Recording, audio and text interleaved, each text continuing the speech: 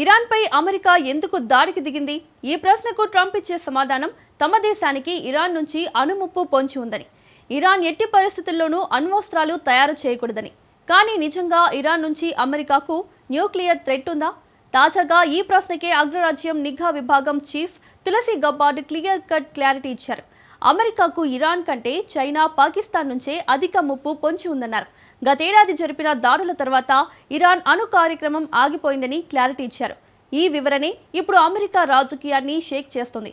తీవ్ర సంక్షోభంలో కూరుకుపోయిన పాకిస్తాన్ను వణికిస్తుంది. ఇంతకు అమెరికాకు ఇరాన్ నుంచి కాదు, పాక్ నుంచే ముప్పు పొంచి ఉందని తులసి గబ్బార్డ్ ఎందుకన్నారు? ఇరాన్తో యుద్ధం పాకిస్తాన్తో స్నేహం చేయడాన్ని ప్రశ్నిస్తున్నారా? ఈ పరిణామాలు ట్రంప్ సర్కార్ను ఎలా ఇరుకున పెట్టబోతున్నాయి? Let's watch.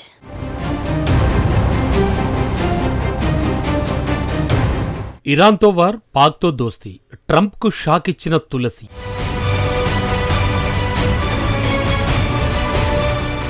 అమెరికాకు పాకిస్తాన్ నుంచే ముప్పు పొంచి ఉందని క్లారిటీ.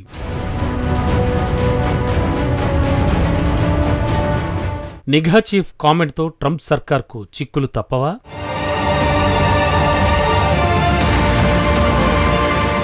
హర్ముజ్ జలసంధి విషయం మిత్రదేశాలను సాయం కోరి భంగపడ్డ ట్రంప్కు ఇప్పుడు సొంత దేశంలోనే వ్యతిరేకత పెరుగుతోంది. ఇరాన్పై కొనసాగిస్తోన్న ఆపరేషన్ ఎపిక్ ఫ్యూరీని విపక్ష డెమోక్రాట్లే కాకుండా ట్రంప్ సొంత పార్టీ రిపబ్లికన్ నాయకులు సైతం తప్పుపడుతున్నారు. హాలీవుడ్ సెలబ్రిటీలు, అమెరికన్ విద్యావేత్తలు ఇరాన్పై ఆర్మీ ఆపరేషన్ను వ్యతిరేకిస్తున్నాయి. అధ్యక్షుడు కాంగ్రెస్ అనుమతి లేకుండా సొంతంగా నిర్ణయం తీసుకోవడం, ఇప్పటికే ఈ యుద్ధం కోసం అమెరికా సుమారు $16.5 బిలియన్ ఖర్చు చేయడం, యుద్ధంలో ఇరాన్ పోర్లతో పాటు అమెరికా సైనికులు కూడా ప్రాణాలు కోల్పోవడంపై ఆందోళన వ్యక్తం చేస్తున్నారు. ఈ పరిణామాలన్నీ అధ్యక్షుని ఉక్కిరిబిక్కిరి చేస్తున్న వేళ సీన్లోకి నిఘా విభాగం అధిపతి తులసి గబ్బార్డ్ వచ్చారు. ఆమె చేసిన ప్రకటనే ఇప్పుడు ట్రంప్ సర్కార్ మేడకు చుట్టుకుంటోంది.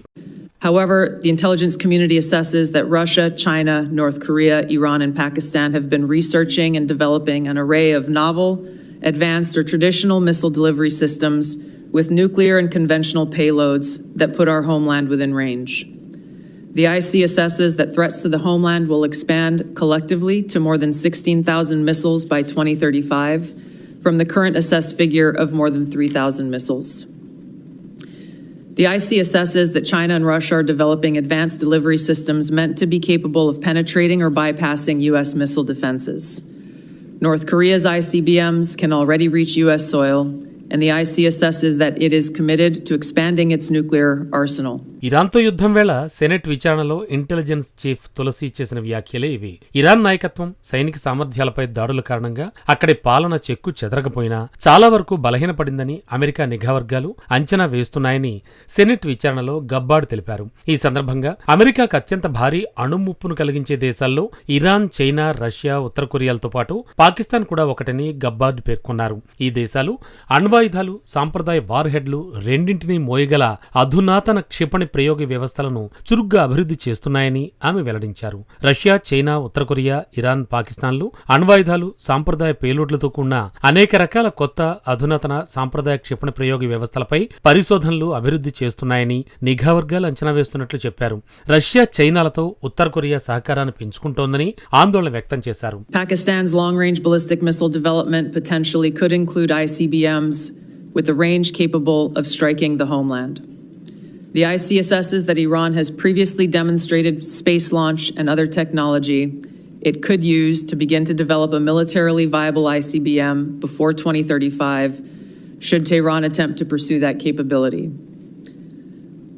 However, these assessments will clearly be updated as the full impact of Operation Epic Fury's devastating strikes on Iran's missile production facilities, stockpiles, and launch capabilities is determined. నిజానికి గతేడాది జూన్లో అమెరికా ఇరాన్ అణు కార్యక్రమాన్ని పూర్తిగా ధ్వంసం చేసిందని, పునర్నిర్మాణానికి Tehran చేసిన ప్రయత్నాలేవి తాము గమనించలేదని కూడా నిఘాధిపతి క్లారిటీ ఇచ్చారు.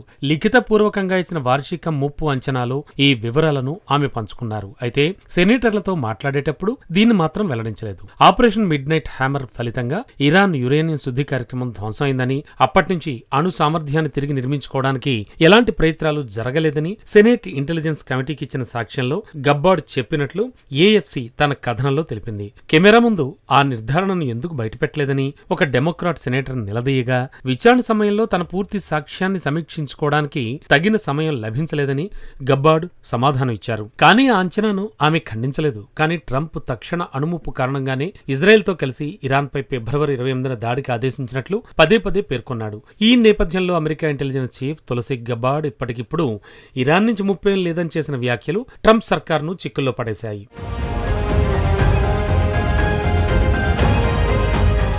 ట్రంప్ విదేశాంగ విధానంలో ఇరాన్ అతిపెద్ద శత్రువు. తన మొదటి విడతలో ఇరాన్ అణు ఒప్పందం నుంచి తప్పుకోవడం, జనరల్ ఖాసిం సులేమానీని హతమార్చడం వంటి చర్యలతో ట్రంప్ ఇరాన్ను ప్రధాన ముప్పుగా చూశాడు. అయితే తులసి గబ్బార్డ్ మాత్రం అమెరికాకు ఇరాన్ ప్రత్యక్ష ముప్పు కాదని వ్యాఖ్యానించారు. ట్రంప్ క్యాబినెట్లోని మిగిలిన వాళ్లు, ఉదాహరణకు మార్క్ రూబియో, ఇరాన్ను కట్టడి చేయాలని చూస్తుంటే గబ్బార్డ్ భిన్నమైన వాదన వినిపించడం వల్ల ప్రభుత్వ నిర్ణయాల్లోనే సందిగ్ధత ఏర్పడే అవకాశం ఉంది. తులసి గబ్బార్డ్ మొదటి నుంచి పాకిస్తాన్ను తీవ్రంగా విమర్శిస్తూ వస్తున్నారు. అల్ ఖైదా వంటి సంస్థ పాకిస్తాన్ ఆశ్రయం ఇస్తోందని, అమెరికాకు అసలైన ముప్పు అక్కడి నుంచే ఉందని స్పష్టం చేస్తున్నారు. ట్రంప్ తన విదేశాంగ విధానంలో పాకిస్తాన్తో స్నేహపూర్వకంగా వ్యవహరిస్తున్నాడు. ఇప్పుడు ఇంటెలిజెన్స్ విభాగం అధిపతిగా గబార్డ్ ఉంటే పాకిస్తాన్తో దౌత్య సంబంధాలను కొనసాగించడం ట్రంప్ అడ్మినిస్ట్రేషన్ కు కత్తి మీద సాములా మారింది. తులసి గబ్బార్డ్ వ్యాఖ్యలు ట్రంప్ కు ఒకవైపు భారత్ వంటి మిత్రదేశాలతో సంబంధాలు బలపడడానికి సహకరిస్తాయి. కానీ ఇరాన్ విషయంలో ఆమె మెతక వైఖరి ట్రంప్ సొంత పార్టీలోని వారితో, ఇజ్రాయెల్ వంటి దేశాలతో విభేదాలు సృష్టించే అవకాశం ఉంది. తులసి వ్యాఖ్యలు ట్రంప్ నే కాదు, ఉగ్రదేశం పాకిస్తాన్ను చిక్కుల్లో పడైబోతున్నాయి.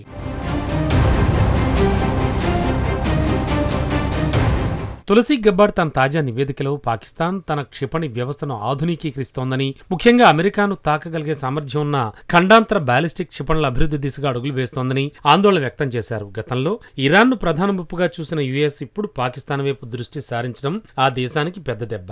గబ్బార్డ్ మొదటి నుంచి ఇస్లామిక్ తీవ్రవాదం పట్ల చాలా కఠినంగా ఉంటున్నారు. పాకిస్తాన్ కేంద్రంగా పనిచేసే అల్ ఖైదా, ఐసిస్ వంటి సంస్థల వల్ల అమెరికాకు ముప్పు పొంచి ఉందని ఆమె స్పష్టం చేశారు. పాకిస్తాన్ కనుక ఉగ్రవాద సంస్థలకు మద్దతు ఆపకపోతే అమెరికా నుంచి వచ్చే ఆర్థిక సాయాన్ని నిలిపివేయడం, ఫైనాన్షియల్ యాక్షన్ టాస్క్ ఫోర్స్ వంటి అంతర్జాతీయ వేదికలపై పాకిస్తాన్ మళ్లీ గ్రే లిస్ట్ లేదా బ్లాక్ లిస్ట్ లోకి నెట్టేలా ఒత్తిడి తెచ్చే అవకాశం ఉంది. ట్రంప్ తన మొదటి పదవీ కాలంలోనే పాక్ ఇచ్చే $1 బిలియన్ భద్రతా సాయాన్ని నిలిపివేశారు. ఇప్పుడు గబ్బార్డ్ నివేదికల ఆధారంగా పాకిస్తాన్ సైన్యానికి ఇచ్చే సాంకేతిక సహకారాన్ని పూర్తిగా రద్దు చేసే అవకాశం ఉంది.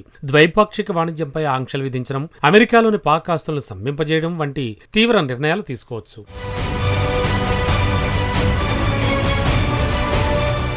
తులసి గబ్బార్డ్ భారత్కు, ముఖ్యంగా ప్రస్తుత ప్రభుత్వానికి అనుకూలమైన వ్యక్తిగా గుర్తింపు పొందారు. ఆమె పాకిస్తాన్ ప్రేరేపిత ఉగ్రవాదాన్ని, ఉదాహరణకు పెహల్గామ్ లాంటి దాడులు అంతర్జాతీయ వేదికలపై ఎండగడుతున్నారు. దీనివల్ల దక్షిణాసియాలో అమెరికా తన ప్రాధాన్యాన్ని పాకిస్తాన్ నుంచి పూర్తిగా భారత్ వైపు మళ్లిస్తోంది. ఇది పాకిస్తాన్ దౌత్యపరంగా ఒంటరిని చేసే ప్రమాదం ఉంది. ప్రస్తుతం ఇరాన్ అణు సామర్థ్యాన్ని దెబ్బతీసిన తర్వాత అమెరికా పాకిస్తాన్పై దృష్టి పెట్టే సూచనలే కనబడుతున్నాయి. పాక్ ఆర్థిక పరిస్థితి ఇప్పటికే ఆశాజనకంగా లేదు. ఈ సమయంలో అమెరికా వాణిజ్యపరమైన ఆంక్షలు విధిస్తే ఆ దేశం దివాలా తీసే ప్రమాదం ఉంది. పాక్ అణ్వాయుధ క్షిపణి ప్రోగ్రాంకు అవసరమైన విడి భాగాల సరఫరాను నిలిపివేసేలా అంతర్జాతీయంగా ఒత్తిడి తీసుకురావచ్చు. తులసి గబ్బార్డ్ ఆలోచన విధానం చూస్తుంటే పాకిస్తాన్ తన ఉగ్రవాద అనుకూల విధానాలను మార్చుకోకపోతే ట్రంప్ హయాంలో ఆ దేశం కఠినమైన అంతర్జాతీయ ఆంక్షలను ఎదుర్కోవడం ఖాయంగా కనబడుతోంది.